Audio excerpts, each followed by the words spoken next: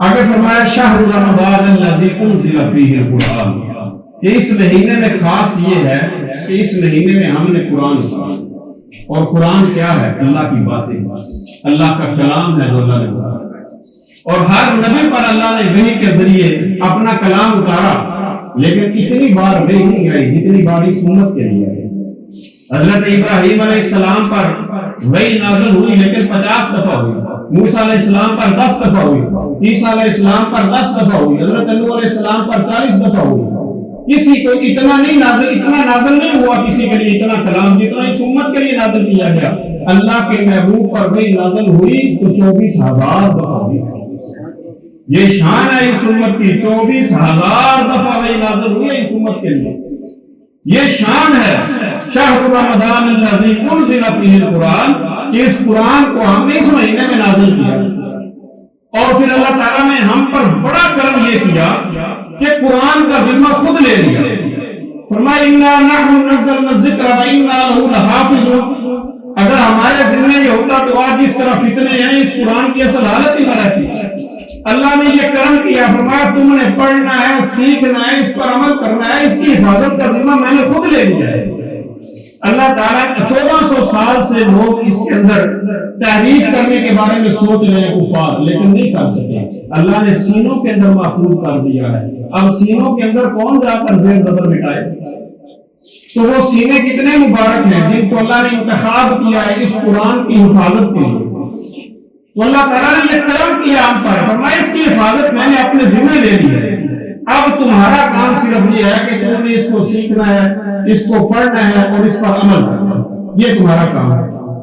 اور قرآن کیوں نازل ہوا؟ اللہ تعالیٰ فرماتے ہیں ہدی للناس، کہ ہم نے انسانوں کے لیے، یہاں یہ نہیں کہا کہ ہدی للمؤمنین، روزہ جب حکم ہوا نا تو کہا مومنین کے لیے، یا ایھا الذین آمنوا، ایمان والوں کے لیے، لیکن جب قرآن نازل کیا فرمایا ہدی للناس، پوری انسانیت کے لیے اس میں ہدایت ہے۔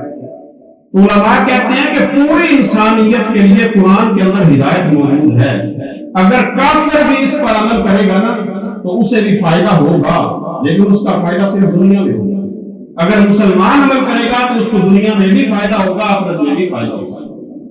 اس کے اندر اللہ نے فرمایا کہ ہدایت کا منبع میں نے رکھ دیا ہے، مکمل اصول ہدایت کے، انسانیت کے پورے اصول جو ہیں، بہترین زندگی گزارنے کے اصول اللہ نے قرآن میں رکھ دیا۔ فرمایا اگر اس پر کافر عمل کرے گا تو اس کو بھی اس کا فائدہ ضرور ہوگا دنیا میں۔ جس طرح مثال کے طور پہ پانی پیتے ہیں تو پانی پیاس بجھاتا ہے، کافر پیتا ہے تو اس کی بھی پیاس بجھ جاتی ہے، مسلمان پیتا ہے تو اس کی بھی پیاس بجھ جاتی ہے۔ لیکن جب کافر پیتا ہے تو اس کی صرف پیاس بجھ جاتی ہے، لیکن جب مسلمان پانی پیتا ہے نا تو وہ بسم اللہ الرحمن الرحیم پڑھ کر پیتا ہے، اور پی کر جب الحمدللہ کہتا ہے تو پیاس بھی بجھتی ہے، اجر بھی مل جاتا ہے۔ قیامت کے میں اس کو اس کا اجر بھی ملے گا، پیاس بھی بجھ جائے گی، اجر بھی ملے گا۔ تو یہ انسانیت کے لیے ہدایت ہے، اس کے اندر ہر چیز موجود ہے۔ اگر انسان آج ذلیل ہو رہا ہے تو وہ اس پر عمل نہیں کر رہا، اللہ اور اس کے رسول کی اطاعت نہیں کر رہا، اس لیے ذلیل ہو رہا ہے انسان۔ مثال کے طور پر اگر ایک آدمی کسی کیکر کے درخت پر چڑھ جائے اور اپنے آپ کو رسی سے باندھ لے اور الٹا لٹک جائے اور کہے کہ بڑی میں مشکل زندگی گزار رہا ہوں، بھائی مشکل تو آئے گی نا، تم نے خود انتخاب کیا کیکر کا، پھر اوپر چڑھے ہو، پھر اتنا تم نے تکلف کیا، اپنے آپ کو باندھا ہے، پھر الٹے لٹکے ہو، اب تکلیف تو ہوگی۔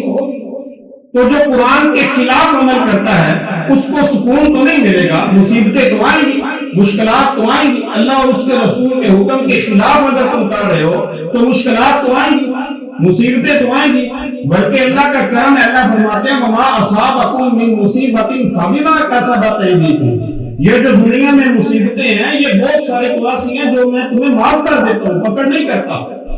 جو اللہ فرماتے ہیں کہ میں خود ویسے ہی معاف کر دیتا ہوں، اپنے کرم سے تمہیں معاف کر دیتا ہوں۔ تو مصیبتیں اور مشکلات تو آئیں گی اگر ہم اللہ اور اس کے رسول کی اطاعت نہیں کریں گے۔ ہدی للناس، ہدایت کے لیے یہ کتاب ہے، اگر ہم اس کی اطاعت نہیں کریں گے تو مشکلات تو آئیں گی، مصیبتیں تو آئیں گی۔ تو یہ انسانیت کے لیے اس کے اندر ہدایت موجود ہے، ایک ایک چیز موجود ہے، ایک ایک چیز موجود ہے، پورا نظام موجود ہے، سیاسی نظام اس کے اندر ہے، تعلیمی نظام اس کے اندر ہے، عدالتی نظام اس کے اندر ہے، معاشرتی نظام اس کے اندر ہے، ہر چیز کے حقوق بیان کیے گئے، والدین کے حقوق بیان کیے گئے، ہمسایوں کے حقوق، اولاد کے حقوق، بیوی کے حقوق، بچوں کے حقوق، مسجد کے حقوق، قبرستان کے حقوق، مہمانوں کے حقوق، ہمسایوں کی کیا چیز جو اس کے اندر نہیں بیان کی جاتی۔ اگر انسان اس طرح چلتا جائے جس طرح اللہ اور اس کے رسول نے فرمایا تو دنیا میں بھی فائدہ ہوگا، آخرت میں بھی اجر ملے گا۔ ہدایۃ للناس یہ ہے، اس لیے اللہ نے قرآن